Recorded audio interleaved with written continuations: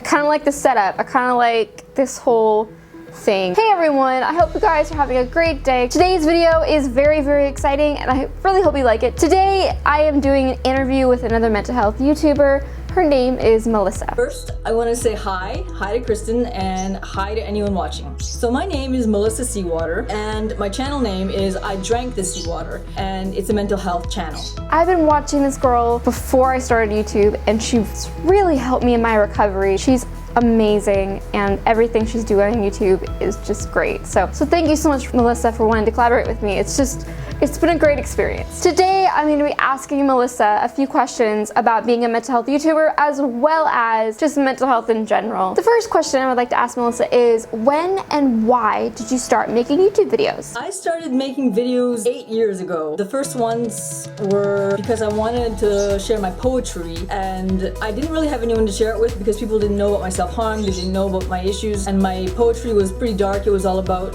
my self-harm, some about eating disorders, some about sexual abuse, and I wanted to share that. So I did so anonymously with just black and white screen and my poetry going across it, and that's how my channel started. When I started putting my face to it was when my family and my friends knew about my self-harm, and I had been hospitalized for a while, so other people knew about it, doctors knew about it. I was starting to get used to talking about it, and so that's when I started my channel and talking about it on YouTube. Okay, so what types of videos do you post on your channel, and what is your favorite videos to make? I make mainly mental health videos. I do make videos about Tourette syndrome, which have aspects of mental health, but it's actually a neurological disorder. I talk about self-harm, eating disorders, anxiety disorders, social anxiety, suicidal ideation. I talk about maladaptive daydreaming, something that not a lot of people know about. And my favorite videos to make, I make, vlogs. I make interview videos with people on the streets, asking them about mental health or about Tourette syndrome. But my favorite videos to make are my mini movies, which is where it's weird of me, but I wear different wigs, which I love to do, and I play different roles, and then I edit it together in a way that it looks like I'm pretty much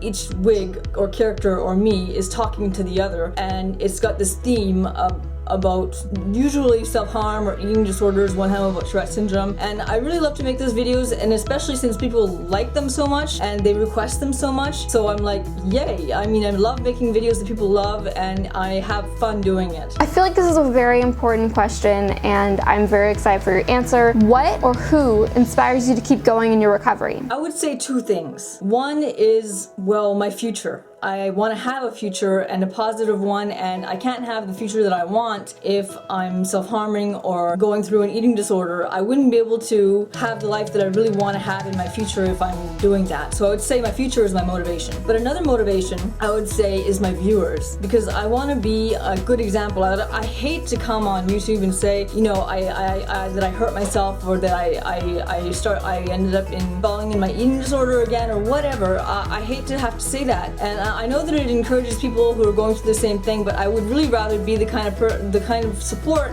where I'm in recovery and I can say, I'm continuing my recovery and this is what I'm still doing. So my motivation really is saying that I'm doing well and doing it for my viewers and being able to be a good example so that they can feel like they can do the same thing. This next question, I'm just curious because I've been asked this before, but I've never asked you this. So what is your reaction when someone tells you that you saved their life because of the video you made or that you are the reason that they started recovery? How do you feel? First, I would say it's a blink and a pause and a wow and just kind of an overwhelming feeling of, well, pride really, because I am proud of it, but I'm also proud of them, for taking the steps of doing what they had to do to get to recovery, and also if it meant watching some videos about recovery, then they did that, and I'm so proud of them. I'm proud of myself for putting the content out there. It's kind of a mix of also, feeling a little sad that they ever had to go through that, but the greatest feeling is really pride in them and in myself and in my videos. It's pretty great, really. So the last question I want to ask you, Melissa, is, so what do you think each and every one of us can do to spread awareness for mental health on a daily basis? Well, there's what I do and what Kristen does. We make videos. We make videos on mental health, but not everyone wants to put their face to YouTube or discuss these things on YouTube or do any kind of videos, really. There's the option of sharing really good videos that you feel are really helpful towards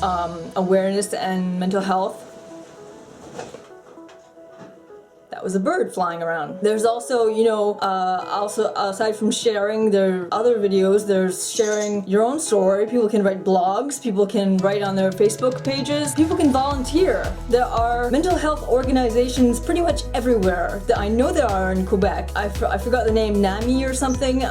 But there are mental health organizations pretty much anywhere, and you can volunteer there. You can call up and say, I would love to do something. What can I do? So thank you so much, Melissa, for collaborating with me. If you would like to check out Melissa's channel, it will be linked down below in the description, as well as the video that we did over on her channel. I did an interview with her, which was really fun to do. If you'd like to go check that out, everything is down below. And I'll see you guys next time with another video. Bye guys.